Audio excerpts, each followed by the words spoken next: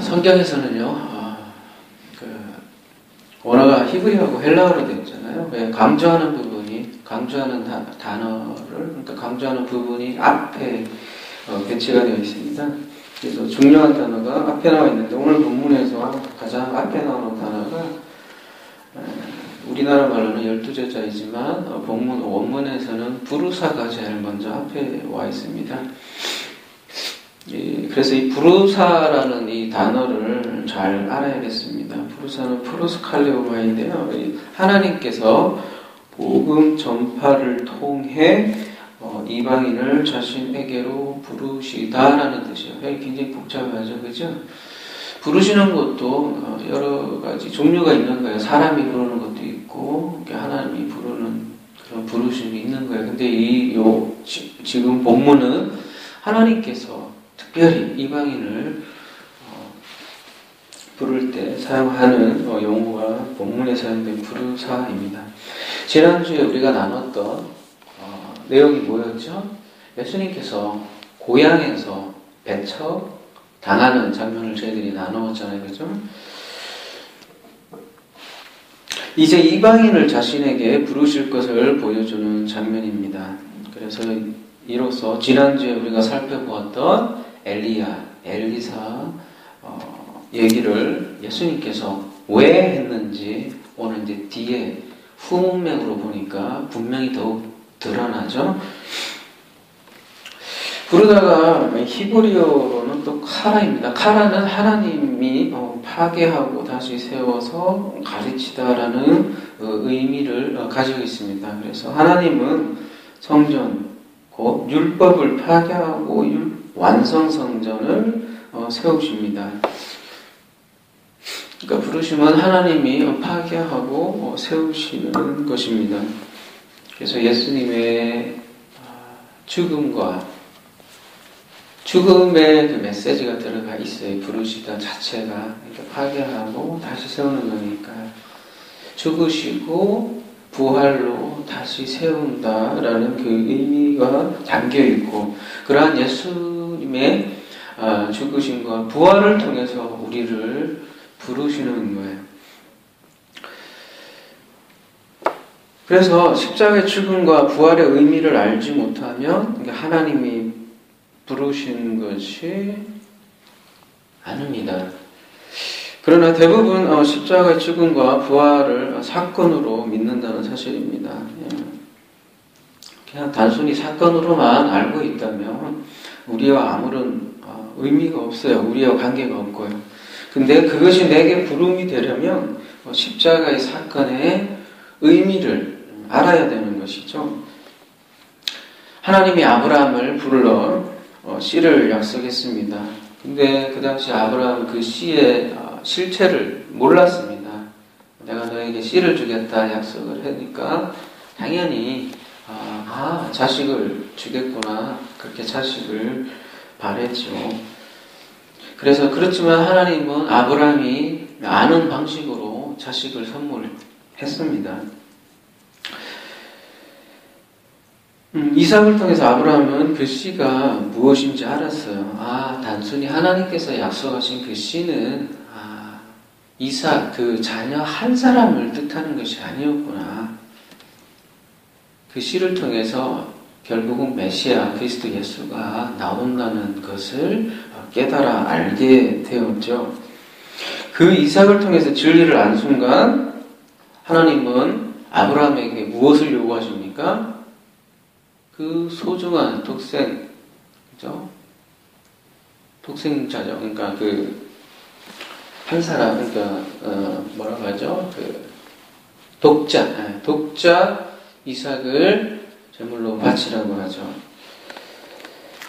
이것은 도대체 무슨 말입니까? 진리는 한결같습니다. 예수 그리스도에 의한 구원을 보여주는 것이듯 예수를 죽고 그리스도로 부활하는 것입니다.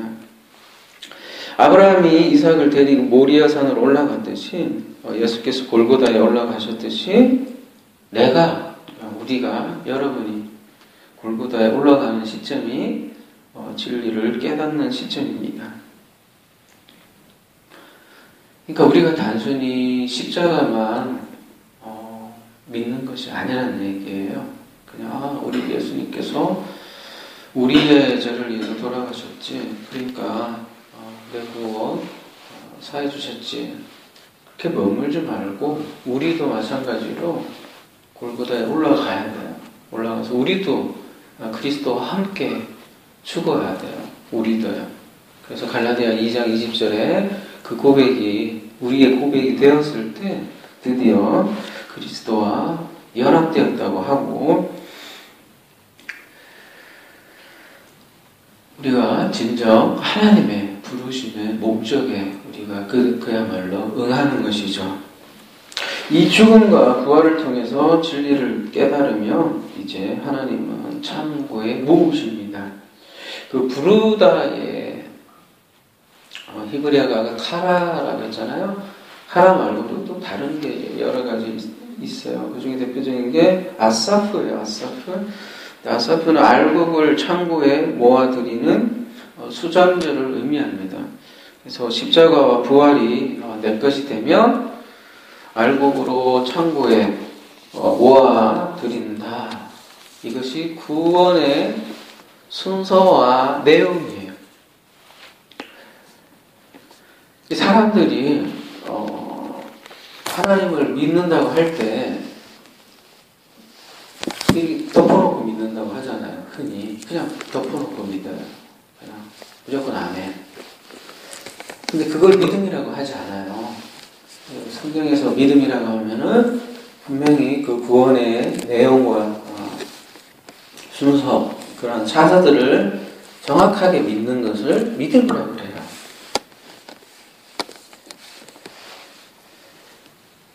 그래서 이렇게 부르다라는 이 한 단에도 이렇게 십자가의 죽음과 부활이라는 그 순서가 차서 그 믿음의 그 내용, 그 내용을 가지고 있기 때문에 그 내용을 우리가 믿는다고 하는 거예요.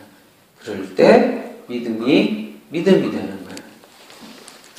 그래서 창고에 모아들이기 위해서 무엇을 합니까? 본문은 12제자를 부르사 이렇게 되어 있습니다. 근데 원문에는 12제자라는 말이 없어요. 그냥 12를 부르셨다라고 되어 있습니다. 무슨 말입니까? 우리가 그간 마가복음의 강의를 계속 들으신 우리 성도님은 이제 이 12라는 숫자에 대해서 어느 정도 익숙하실 것입니다. 그죠?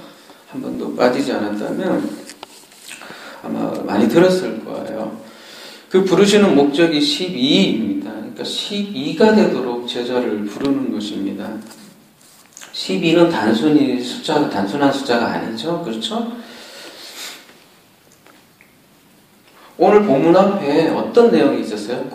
예수님께서 고향에서 배척을 당하는 내용도 있었고, 그 전에는 어떤 내용이 있었죠? 12살 된 어린 아이를 고쳐주시는 장면이 있죠?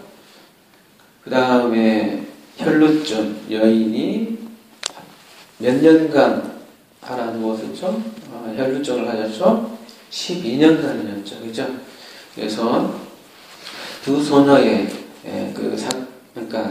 소녀의 12살 난 소녀 그 소녀를 고치는 그 사건 가운데에 혈루증 앓는 여인이 이렇게 샌드위치 기법으로 되어 있다고 말씀드렸죠. 그러니까 유사한 사건이죠. 같은 것을 말하기 위해서 일부러 12를 샌드위치로 만들어 놓았죠.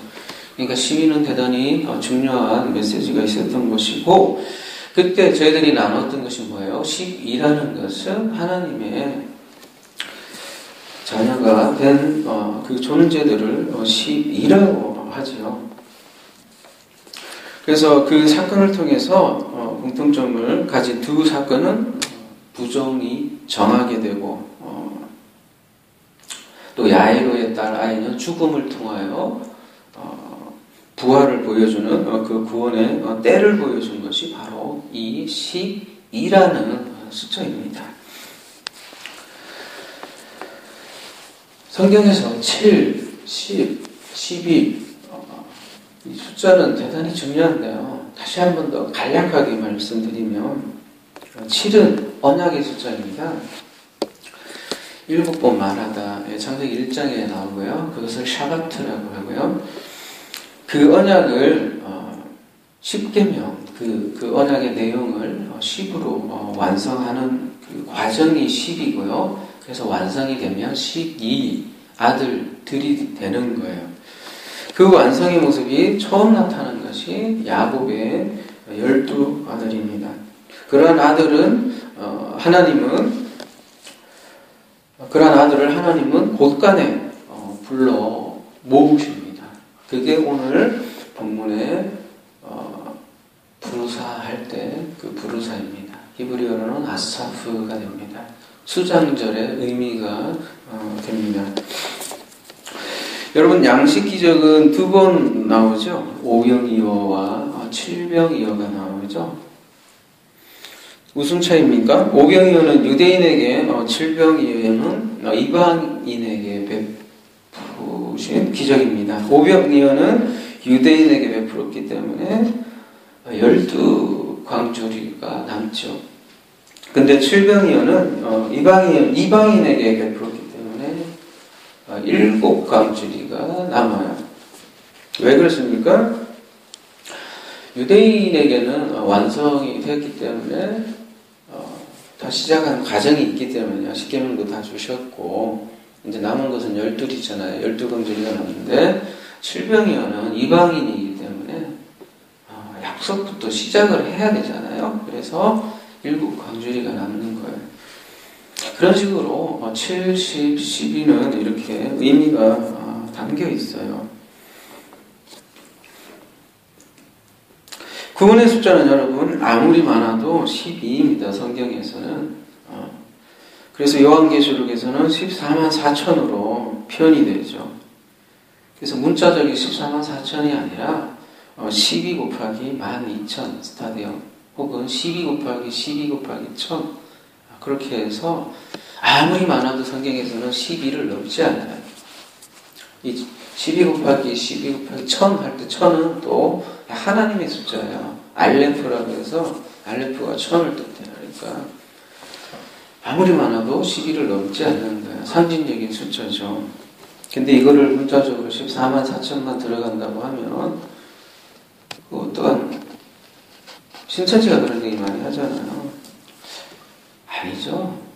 어떤 것은 상징을 풀고 어떤 것은 실자를 풀고 그런 결국은 본인의 단체에게 뭐라고 할까요? 아전인수격으로 성경을 인수하는 것이죠. 신천지가 상징을 많이 사용해서 해석을 해요. 그렇다면 제가 묻고 싶은 거는 끝까지 상징으로 해석을 해야 되지 않느냐는 것이죠. 근데 어떤 것은 자기에게 유익한 것은 상징으로 취하고 아닌 것은 문자로 취하고 그런 것이 신천지더라고요. 아무튼 성경에서 분명히 상징이 많아요. 그렇지만 그 상징은 일괄적으로 적용해야 되지 않느냐라는 것이 제 의견이죠. 그래서 12는 하나님의 아들들의 상징수입니다. 우리를 하나님의 아들로 만들기 위해 부르신 것입니다. 그래서 그 부르심의 대상이 제자입니다. 그래서 제자라는 것은 엄격히 말하면 아직 멀었다는 뜻이에요. 시작에 불과한 거예요. 지금 마가복음 6장이 제자들을 불러서 초반에 불과하거든요. 성경의 목표는 근데 제자가 아닙니다. 제자를 넘어서 아들입니다. 아들. 그러므로 제자를 만들면 사실은 그 제자를 최종 목적으로 두고 제자를 만들면 큰일 나는 거죠. 그런 의미에서 지금 오카노 목사님의 영화가 상영 중인데 오카노 목사님 하면 딱 떠오르는 게 제자 훈련이잖아요. 그렇죠? 근데 아쉬운 것은 대부분이 한국 교회가 이 제자 훈련에만 그 단계가 제자 훈련이 어떻게 보면 시작 단계인데 거기에 머물러 있다는 생각을 지울 수가 없습니다.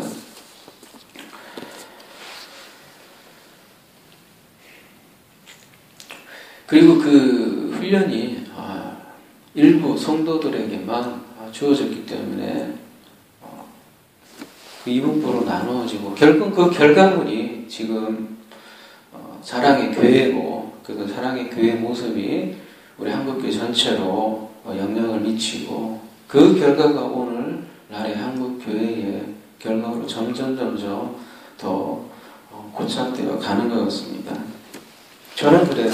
제자 훈련이 아니라 아들들이 돼야 된다는 것이죠. 어떤 사람은 특별히 제자 훈련하고 어떤 사람은 안 하고 그런 문제가 아니라 모두가 12가 돼야죠. 모두가 14만 4천이 돼야 되고요.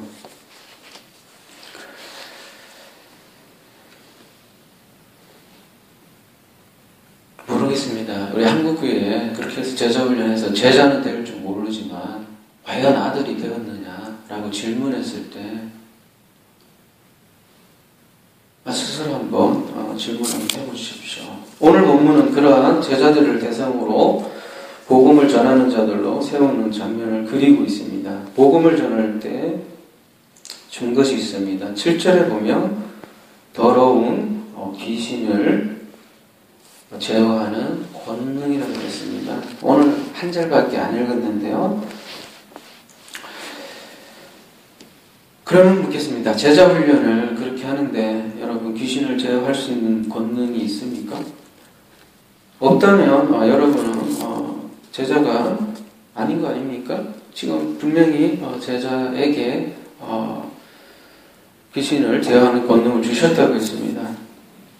그러나 오늘날 교회에서 하는 제자 훈련에는 그런 커리큘럼 들어가 있지도 않고 마가복음을 잘 읽어보십시오, 여러분. 항상 귀신과 관련된 내용이 핵심적으로 항상 들어가 있어요.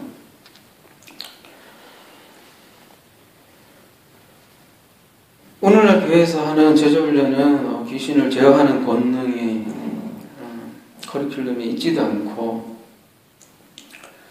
우리가 스스로 이 귀신을 제어하는 권능이 있느냐 질문을 할 때 yes, 할 사람이 과연 몇 명이냐라는 것이죠. 우리는 성경을 너무 나와 무관하다고 보면 그러니까 우리는 성경을 나와 무관하다고 보면 큰일 나요. 다 우리의 얘기가 되어야 된다는 것이죠. 성경의 모든 사건은 나에게 주어지는 구원의 아까도 말씀드렸던 차서입니다. 내용과 순서예요. 그걸 믿는 게 믿음이라는 거예요. 그것을 피스티스, 즉 믿음이라고 그래요. 우리도 그 차서를 밟아서 구원을 이루는 것입니다. 그러니까 구원은 막연한 게 아니고 구체적인 과정이요, 결과인 것입니다. 그렇다면 이제 더러운 귀신을 어떻게 제어합니까?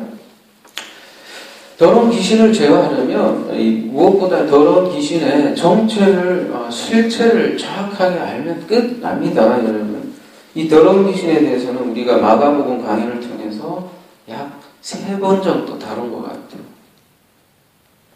계속 새벽에 또 계속 들었다면 이제 좀 알 듯도 여러분이 싶은데 그걸 또 얘기를 하기는 시간이 너무 다 지났고 좀 어렵습니다. 또다시 자세히 다룰 수는 없으니까 결론만 간단하게 말씀드리면 오늘 본문의 원어에서도 그렇게 되어 있지 않습니까? 푸뉴마, 아가, 달토스 더러운 푸뉴마입니다. 여러분 푸뉴마가 무엇입니까? 성령입니다. 성령이 어떻게 더러울 수가 있습니까? 사람에게 영이 있는데 진리의 말을 가지고 있으면 성령이고요. 비진리의 말을 가지고 있으면 악령, 귀신입니다. 따라서 귀신은 사람 외부에 있는 게 아니고요. 여러분 자신의 외부에 있지 않아요. 외부에 떠돌아다니지 않는다고요. 비진리를 담고 있는 그 자신이 귀신이에요, 여러분. 쉽게 얘기해 드릴게요. 사람이 귀신이에요, 사람이. 비진리의 말을 담고 있는 그 말 자체가 여러분 귀신이라니까요. 그러니까 그 말을 쫓아내면 귀신이 쫓아나는 거예요. 근데 그 무기가 뭐냐 하면 바로 진리의 말이에요. 그리고 8절 이하에 자세하게 귀신을 쫓아내는 무기들이 8절 이하에 자세하게 다루고 있는 거예요. 겉으로 보기에는 뭐 지팡이 이런 것 같지만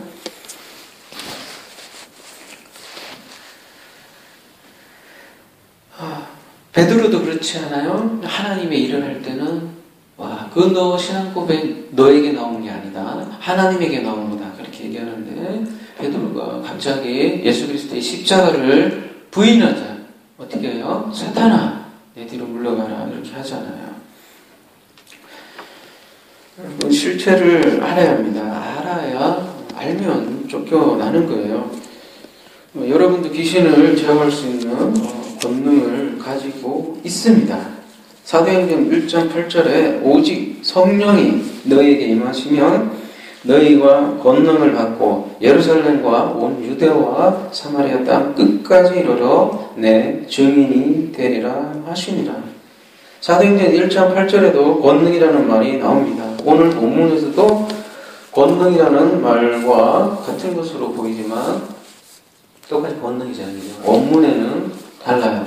사도행전의 권능은 드나미스고요. 오늘 마가복음에는 엑수시아예요. 엑수시아를 너희에게 사도를 부르시고 엑수시아를 제자들에게 주었다는 거예요. 드나미스하고 엑수시아하고 무슨 차이예요? 드나미스는 둘 다 권능이에요. 능력인데 드나미스는 안에 갖고 있는 거예요. 표가 안 나요. 근데 엑수시아는 겉으로 딱 나타나는 그 권능을 얘기하는 거예요. 그래서 드나미스가 근본적으로 있어야 엑수시아가 나타나는 거예요. 예수께서 지금 제자들에게 엑수시아를 주셨다는 말입니다. 실질적인 귀신을 제어할 수 있는 능력을 주셨다는 말입니다. 이것이 우리에게도 현실이 되어야 합니다. 그럴 때 진리가 우리를 자유롭게 하는 것이죠. 예수께서 표적으로요. 우리가 표적에 대해서도 많이 다뤘잖아요. 표적으로 물 위도 걷고 많은 기적을 행하셨습니다. 그 표적의 의미는 최종 목적지를 이렇게 가리킨다고 했잖아요. 그죠? 그러니까 그 목적지가 중요한 거지 손가락 자체가 중요한 건 아니라고요. 근데 이 기적 같은 것들은 이 손가락이에요. 그 실체는 저 손가락이 가르치고 있는 것이죠. 그 표적으로 인해서 예수께서 하나님의 아들임을 알리시고 또 구원이란 무엇이고 구원이 어떻게 이루어지는지 알려주셨습니다. 그렇게 십자가에서 죽으시고 부활하셨습니다. 그런 예수께서 우리에게 권능을 주셨습니다. 그 권능을 받았다고 우리가 물 위를 걷고 우리도 물리적으로 죽은 자를 살려야 되는 겁니까? 그게 권능일까요? 어때요? 예수님께서 하신 기적은 고향에서 기적을 행하시지 않았잖아요. 그 표적이 되지 않을 경우 행하지 않았다고요. 그리고 구원의 꼭 메시지를 필요할 때만 기적을 베푸셨다고요. 자, 만약에 그러면 여러분이 엑소시아를 가지고 있어요. 그래서 어떤 사람은 죽은 자를 살렸어요. 그러면 그 결과가 뭐냐고요? 그런 능력 갖고 싶죠. 죽은 자를 살리고 병도 고치고 귀신 쫓아내고 그죠? 갖고 싶잖아요. 근데 제가 질문을 드리죠. 그래서요. 고쳤어요. 결과가 뭐냐고요? 여러분이 그리스도가 되려고요? 여러분이 예수님이 되려고요? 아니잖아요. 기적은요. 예수님이 행하실 때만이 의미가 있는 거예요. 그리고 사도들도 기적, 표적을 보임으로써 성경을 기록했을 때 의미가 있는 거예요. 우리가 만약에 그러한 일을 했을 때는 우리 자신만 드러나게 되어 있어요. 하나님이 오롯이 드러나는 것이 아니라 우리만 드러나게 되어 있다고요. 그래서 우리가 할 수 있는 사실 엑소시아는 지금 이 시대에 주어진 것은요. 비진리를 진리로 몰아내면요. 그것이 진정한 우리 시대에 베풀 권능인 거예요. 그래서 사람들을 진심으로 진리로 자유하게 해주는 것이요. 우리가 할 수 있는 귀신을 제어하는 그 권능이에요.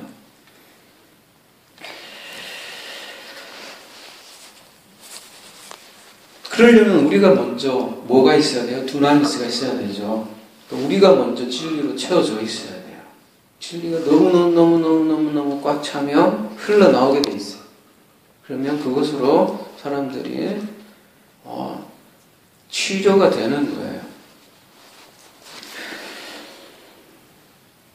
그 자유를 알면 물리적인 병 치료보다도 훨씬 더 여러분 고귀합니다. 물리적인 병은 치료하면 또 아프고 그러잖아요. 그렇지만 진리로 자유하게 되고 진리로 취한 것은 절대 다시 아프지 않아요. 그리고 몸은 육신은 잠깐 썩었다 없어지지만 여러분 영은 어떻게 해요? 영원한 존재예요.